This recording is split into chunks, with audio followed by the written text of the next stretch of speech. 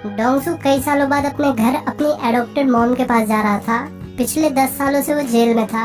अब डोंगसू पूरी तरह से बदल चुका है। उसने अपना हेयर स्टाइल भी चेंज कर लिया, चेक की शर्ट पहनने लगा और साथ ही साथ वो अपने पास एक डायरी भी रखता है जिसमें उसने लिख रखा है कि वो कभी शराब नहीं पिएगा, न कभी फाइट करेगा और न ही कभी रोएगा।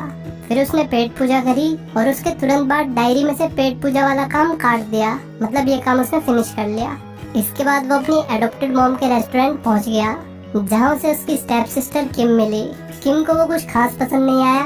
उसे किम ने यहाँ से जाने के लिए कहा, लेकिन डोंगसू के पास जाने के लिए और कोई जगह ही नहीं थी। खैर उसकी मॉम घर पे भी नहीं थी, इसलिए वो नहाने के लिए पब्लिक बाथ हाउस में चला गया। वहाँ सेंसर वाली की थी जिसे वो बार बार लगाकर देखने लगा, जिस वजह से वहीं बैठे एक बंदे को इरिटेशन होने लगी। उसने डोंगसू को चमका दिया, लेकिन अगले ही पल जब उसने डोंगसू को बिना शर्ट के देखा तो उसकी सिट्टी पिट्टी गुम हो गई। डोंगसू की हरकतें उसके टैटू से मैच नहीं कर रही थी। दूसरी तरफ रोड के बीचों बीच एक आदमी घरेलू हिंसा कर रहा था। वैसे वो रोड पे हिंसा कर रहा था, इसलिए इसे घरेलू हिंसा नहीं कहा जा सकता। और इस शहर के नल्ले पुलिस वाले दूर से सब तमाशा देख रहे थे, क्योंकि वो आदमी छंगे का बंदा था। छंगा यहाँ के 2 बड़े गैंगस्टर्स में से एक था और उस पे पॉलिटिशियन कजामा का हाथ था। इसलिए पुलिस वालों की हिम्मत नहीं हो रही थी कि कार से निकलकर कुछ एक्शन ले ले। इधर गैंगस्टर छंगा अपने बंदों के सामने बदमाश बन के दिखा रहा था।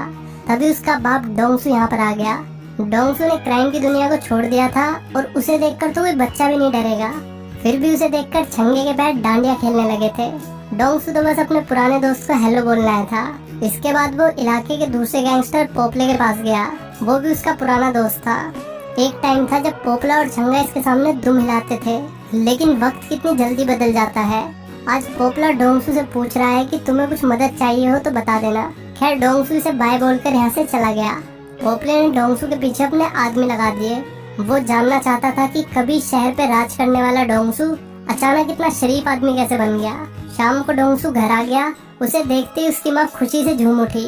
भले ही डोंगसू उनका सगा बेटा नहीं था, फिर भी वो उससे सगे बेटे से ज्यादा प्यार करती थी। उन्होंने डोंगसू को अपने हाथों से खाना खिलाया। इसके बाद किम ने उसे यहाँ रहने के नियम समझाए। मैं बर्तन साफ करूंगी तो तुम झाड़ू लगाओगे, और मैं पढ़ाई करूंगी तो तुम पोछा मारोगे और हमारे कुत्ते को खाना खिलाओगे। डोंगसू को ये डील कुछ जमी नहीं, लेकिन वो भोंदुओं की तरह उसकी सारी शर्तें मान गया। रात को सोते वक्त उसने खुद से वादा किया कि वो कभी शराब नहीं पिएगा, कभी लड़ाई नहीं करेगा और ना ही कभी रोएगा।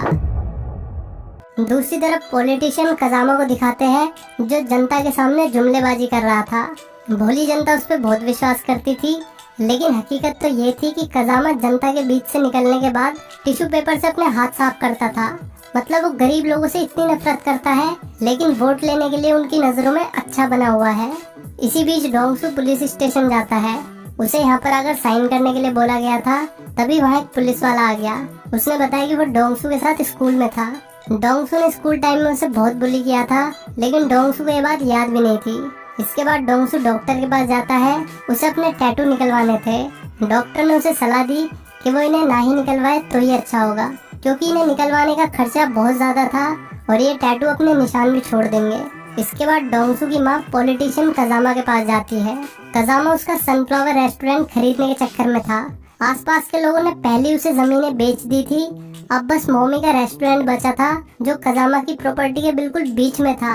अगर मोमी ने वो रेस्टोरेंट बेच दिया तो पॉलिटिशियन वहाँ मॉल बना देगा, और मोमी ने इंश्योर कर दिया कि वो अपना रेस्टोरेंट कभी नहीं बेचेगी।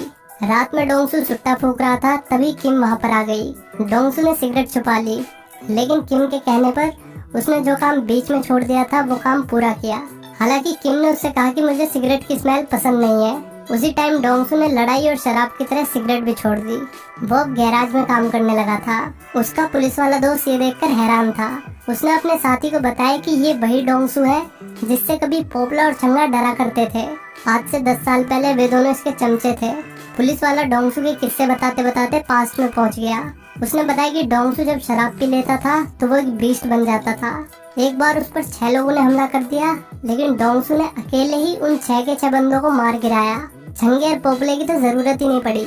डोंगसू के जेल जाने के बाद सबको लगा कि छंगा और पोपला इस शहर पर राज करेंगे, लेकिन बाईजुंग नाम के बंदे ने पॉलिटिशियन कजामा के साथ मिलकर पूरे शहर को अपने अंडर कर लिया, और एट द एंड छंगा और पोपला दोनों पॉलिटिशियन कजामा के पालतू कुत्ते बन गए।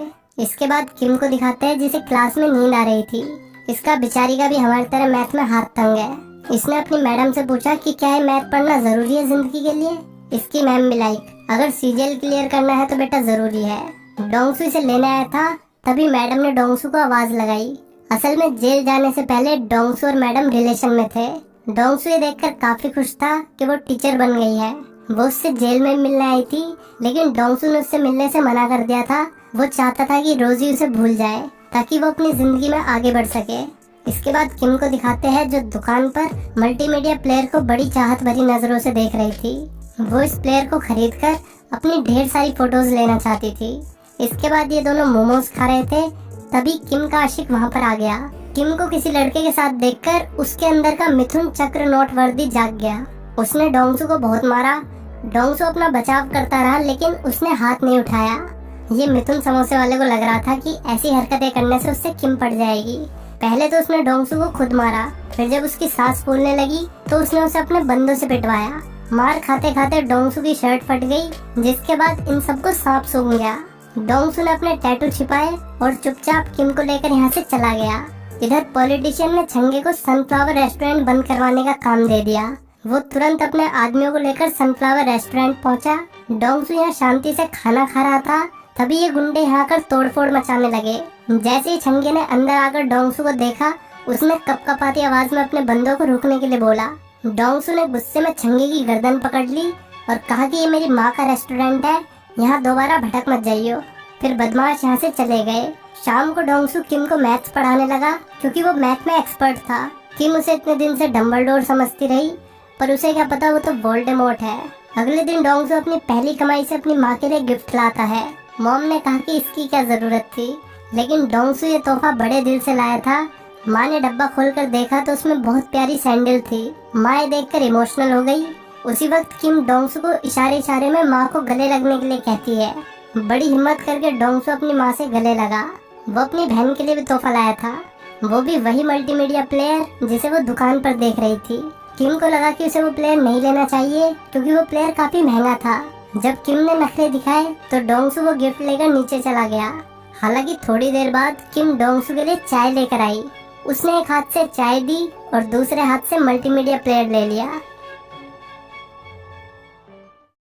अगले दिन किम के हाथ डोंगसू की डायरी लग जाती है, जिसमें फैमिली के साथ पिकनिक जाना भी लिखा हुआ था।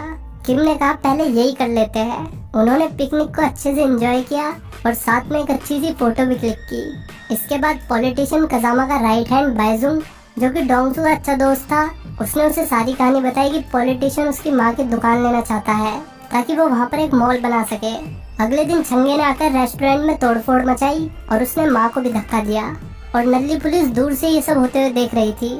जब डोंगसू को ये बात पता चली तो वो सीधा पॉलिटिशियन कजामा के पास गया और उसे बताया कि मैंने फाइट करना छोड़ दिया है, मुझे मजबूर मत करो दोबारा वही जिंदगी जीने के लिए जो मैं पीछे छोड़ चुका हूँ। पॉलिटिशियन को उसकी बातों से कोई फर्क नहीं पड़ा, उल्टा वो डोंगसू को लालच देने लगा कि अगर वहाँ मॉल बन जाएगा तो उसमें तुम्हें भी नौकरी मिल जाएगी। डोंगसू ने कहा अपनी नौकरी अपने पास ही धर ले। इसके बाद कुछ गुंडे टाइप लोग गैराज में आए और डोंगसू से उनकी कार में विंग्स लगवाने को कहने लगे। डोंगसू ने ऐसी बेवकूफी भरी बात सुनकर भी मुस्कुराकर जवाब दिया, लेकिन ये लोंडे यहाँ पर डोंगसू को पीटने आए थे और उन्होंने उसे खूब पीटा। उसे तो पीटा ही, साथ बुड्ढे को भी पेल दिया। डोंगसू चचा को बचाने के लिए उनके ऊपर लेट जाता है। इन्हें पीट पाट के वे लोग यहाँ से चले गए। उसी रात वो बंदा जिसने किम के पीछे डोंगसू की पिटाई करी थी, वो इनके रेस्टोरेंट में आ गया। वो जान गया था कि डोंगसू कौन है। उसने बुढ़िया से कहा कि तुम इसे अपना परिवार कहती हो, आखिर तुम अपने बेटे के हत्यारे को गोद कैसे ले सकती हो। ये सुनते ही माँ को झटका लगा और ऑडियंस को भी, और किम ने भी ये बात सुन ली थी। दरअसल 10 साल पहले डोंगसू ने मॉमी के बेटे चॉय को मार दिया था। उसी जुर्म में उसे 10 साल की सजा हुई थी। रात में किम ने अपनी माँ से पूछा कि आखिर तुमने मेरे भाई के हत्यारे को अपना बेटा क्यों बना लिया। तो मॉमी ने बताया कि लाइफ में ऐसी चीजें भी होती है जो हमने कभी सोची नहीं होती। उसने बताया कि जब वो चॉय की मौत के बाद डोंगसू से मिली तो डोंगसू इतना रोया कि मैं उसके रोने की आवाज कभी भूल नहीं पाई। मैं उससे जेल में मिलने भी जाती थी। जो भी डोंगसू ने किया वो एक एक्सीडेंट था और मुझे लगा कि वो मेरे साथ रहेगा तो मुझे उसके रूप में मेरा बेटा वापस मिल जाएगा। रात में किम छत पर गई। डोंगसू यहाँ से जाने के लिए तैयार था, लेकिन किम ने उसे मना कर दिया। यहाँ पर हमें पता चलता है कि किम का असली भाई चोई बहुत खराब इंसान था। वो पैसों के लिए अपनी माँ को ही मारता था और वो क्राइम और नशे की दुनिया में पूरी तरह से डूब गया था। डोंगसू तो अपना सेल्फ डिफेंस कर रहा था जिसमें चोई की मौत हो गई, इसलिए किम चाहती थी कि वो उसका भाई बनके उन्हीं के साथ रहे। अगले दिन किम के आशिक ने किम को बीच सड़क पे ईंट से मारकर कोमा में पहुंचा दिया। ये काम पॉलिटिशियन कजामा के इशारे पर ही हुआ था। अब बात परिवार पर आ गई थी, इसलिए डोंगसू और उसकी मॉम ने सनफ्लावर रेस्टोरेंट को बेचने का फैसला कर लिया। अब डोंगसू पॉलिटिशियन कजामा से मिलने जाता है। वो उसे बताता है कि हम दुकान छोड़ने के लिए तैयार है, लेकिन पॉलिटिशियन उसके परिवार को इतनी आसानी से छोड़ने के लिए तैयार नहीं था। उसने डोंगसू से कहा कि मैं तुम्हें और तुम्हारे परिवार को अकेला छोड़ दूंगा अगर तुम मुझे अपना हाथ दे दोगे। अहिंसा का पुजारी डोंगसू उसकी ये शर्त मान गया। डोंगसू का दोस्त बाइजुंग उसका हाथ काटने वाला था। उसने उसका पूरा हाथ नहीं काटा, बल्कि वे नसें काट दी जिससे वो सिर्फ अपने हाथ का इस्तेमाल धोने के लिए कर सकता था। लेकिन बाद में बाइजुंग ने उसे बताया कि तुम्हारा हाथ बिल्कुल सही हो जाएगा। उसने डोंगसू की कोई नस नहीं काटी थी, बल्कि ऊपर ऊपर से ही कट किया था। इसके बाद डोंगसू अपनी बहन के पास बैठा होता है। वो उससे कहता है कि मैं अपनी जान देकर भी तुम्हें और मॉम को प्रोटेक्ट करूंगा। इसी बीच घर पर मम्मी अकेली थी। वो इस गम में थी कि उसे वो दुकान बेचनी पड़ेगी जिसने गरीबी के दिनों में उसे इस काबिल बनाया कि वो अपने बच्चों को पाल सके।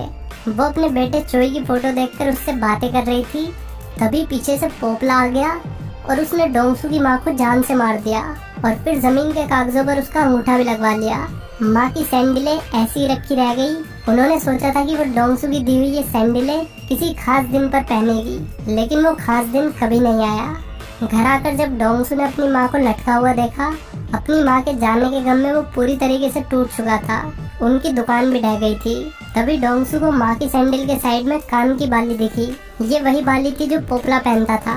अब डोंगसू ने बहुत शराब पी और वो रोया भी बहुत। इसके बाद वो ओरेकल क्लब पहुंच जाता है, जहाँ इस वक्त सभी गैंगस्टर्स इकट्ठे हो रखे थे। पॉलिटिशियन भी यहीं पर था। मैं पिछले 10 सालों से पछतावे की आग में जल रहा हूँ। मैंने खुद से वादा किया था कि मैं फिर कभी फाइट नहीं करूँगा, लेकिन तुम लोगों ने मुझे मजबूर कर दिया है। इसी बीच पोपले ने कहा कि तुम्हारी माँ के बारे में सुनकर काफी दुख हुआ। डोंगसू ने उसकी बाली उसकी तरफ फेंकते हुए कहा कि मैं ध्यान रखूंगा कि तुम्हारा दुख कम ना हो जाए। तुम में से किम पर हमला करने वाला कौन था? मिथुन चक्रवर्ती बोला कि मैंने किया था। क्या कर लेगा तू मेरा? तभी डोंगसू ने बाइजुंग को बाहर जाने के लिए कहा, अगर वो मरना नहीं चाहता है तो। और बाइजुंग तुरंत बाहर जाने लगा और जाते जाते उसने डोंगसू से उसकी जान बख्शने के लिए थैंक यू भी बोला। डोंगसू ने मिथुन समोसे वाले का हाथ सेकंडों में तोड़ दिया और उसने वहाँ पर पेट्रोल छिड़क रखा था, जिसमें आग लगने के बाद बाहर जाने का इकलौता रास्ता बंद हो गया। डोंगसू ने अब एक एक करके सबको पेलना शुरू कर दिया। वो अकेला ही इन सब पे भारी पड़ रहा था। उसका अपना यूनिक फाइटिंग स्टाइल था जिसके सामने कोई भी नहीं टिक पा रहा था। उसने पहले तो छंगे को अपनी गिरफ्त में लिया। उसने छंगे को तब तक नहीं छोड़ा जब तक कि वो मर नहीं गया। इसके बाद वो सीढ़ियों से ऊपर बढ़ने लगा। पोपले ने उसमें चाकू मार दिया था, लेकिन बावजूद उसके वो पोपले के पीछे पड़ गया। उसने पोपले की गर्दन भींच के उसे हमेशा के लिए सुला दिया। अब सबकी फटने लगी। वे बंदे खुद ही उसके रास्ते से हटने लगे। अब वो पॉलिटिशियन कजामा के सामने आ गया और उसने उसे तब तक मारा जब तक वो 2-3 बार नहीं मर गया। आखिरकार इन लोगों ने इसे वही बना दिया जो ना बनने की इसने कसम खाई थी। इसने यहाँ बैठकर अपने अच्छे पल याद किए।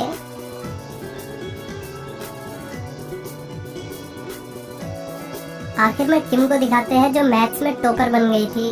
उसने उसी टॉपिक में थीसिस लिख दी थी जो उसे डोंगसू ने पढ़ाया था।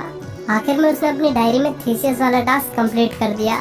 अगर आपको ये वीडियो अच्छी लगी हो तो आप भी लाइक और सब्सक्राइब वाला टास्क कंप्लीट कर दो और कमेंट करके बताओ कैसी लगी मूवी। मिलते हैं नेक्स्ट वीडियो में। Till then take care, bye bye.